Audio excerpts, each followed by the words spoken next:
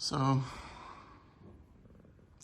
Svetlana, a couple of hours ago, came back from a vet, or a specialist vet, and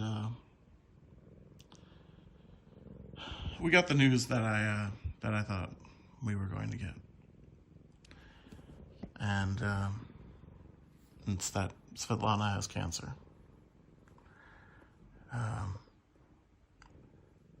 I think it's lymphoma. It's spread. It's spread in a lot of places. And she apparently her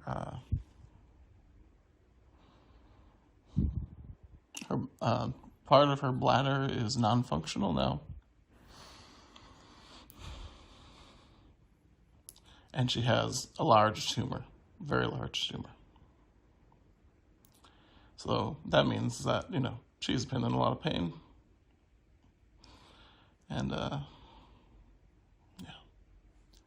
she's on some good pain meds right now. And she's on, her appetite stimulants. So thankfully she's at least in good spirits. But yeah, we don't have very much time with her. And, I knew it. Some people acted like I was ridiculous before, when we just thought she had pancreatitis, and I was like, there's gotta be more. Like, this isn't just pancreatitis. And, yeah, apparently I was right. So yeah, we don't know how much time we have left with her. Might be a month, might be 2.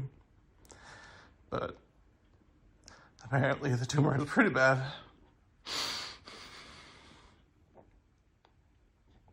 And she's in a lot of pain. So I thought, she was having a pretty good run for a little while. And then she had a really bad tank. She tanked really bad for many days, despite pain meds and despite, appetite stimulant, steroids, all that stuff.